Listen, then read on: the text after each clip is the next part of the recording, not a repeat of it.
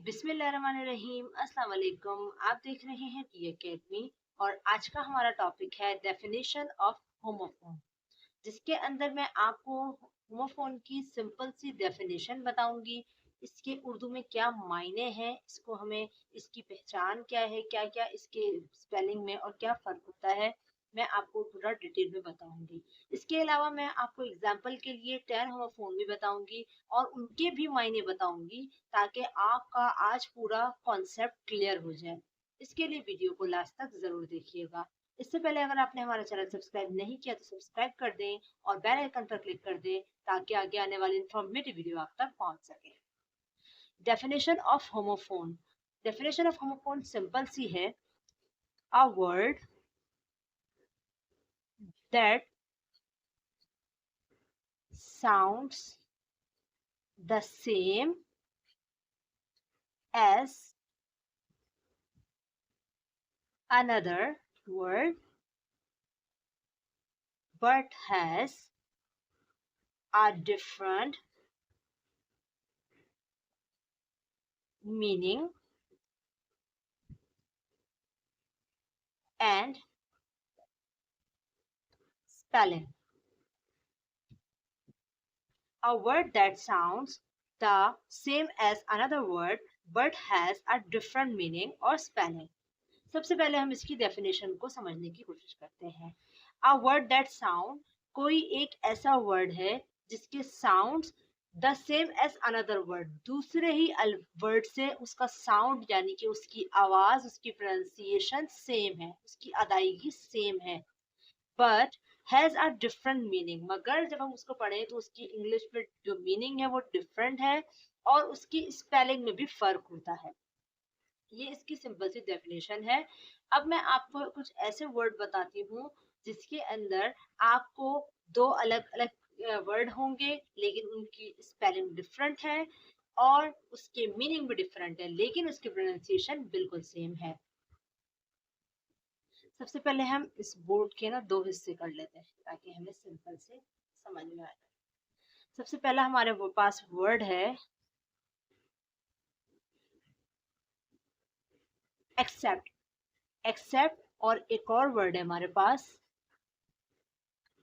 Accept. दोनों की pronunciation बिल्कुल सेम है, लेकिन इनकी स्पेलिंग बिल्कुल डिफरेंट है। और इस एक्सेप्ट का मतलब है कबूल करना, ठीक है, और इस एक्सेप्ट का मतलब है के अलावा, ठीक है। इसके अलावा, उसके अलावा हम इस्तेमाल करते हैं तो इसका ये मतलब है। अब नेक्स्ट वर्ड है हमारे पास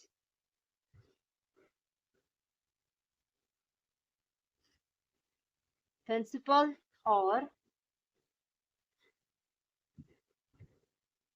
प्रिंसिपल, ठीक है। दोनों हमारे पास प्रिंसिपल है। अब आप देखिए, इसकी स्पेलिंग डिफरेंट है, इसकी स्पेलिंग डिफरेंट है, प्रोनाउंसिएशन सेम है। अब मायने क्या है? इस प्रिंसिपल के मायने हैं जो हमारे स्कूल का प्रिंसिपल होता है, ये तो सबको पता होगा, ठीक है, वो ये वाला प्रिंसिपल होता है। और इस प्रिंसिपल को कहते हैं उसूल, कानून वाला। नेक्स्ट है हमारे पास रोल, ROLE, रोल। और दूसरा है ROLL, रोल।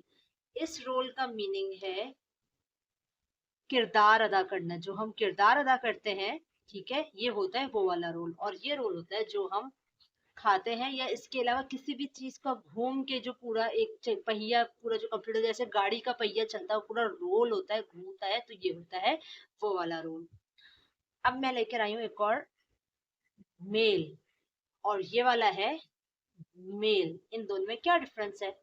इस मेल का मतलब है डाक, जो हम लेटर भेजते हैं, मेल होता है ना, जब भी हम ईमेल करते हैं, वो वाला मेल। और इस मेल का मतलब होता है मुर्द, यानी कि कोई आदमी। अब है हमारे पास by and BY, by. BUY, buy का मतलब होता है खरीदना, ठीक है, खरीदना। और BY, बाय का मतलब होता है की तरफ से, जैसे हम जब इस्तेमाल करते हैं ना, ये इसकी तरफ से, तो ये बाय, ठीक है। नेक्स्ट वर्ड है हमारे पास हेयर, और ये भी है हेयर। इस हेयर के मायने है सुनना, जो हमारे सेंस में इस्तेमाल होता है। कि सुनना। और ये वाले हेयर का मतलब होता है यहाँ, इधर वाला हेयर। अब नेक्स्ट वर्ड इज फ्लावर।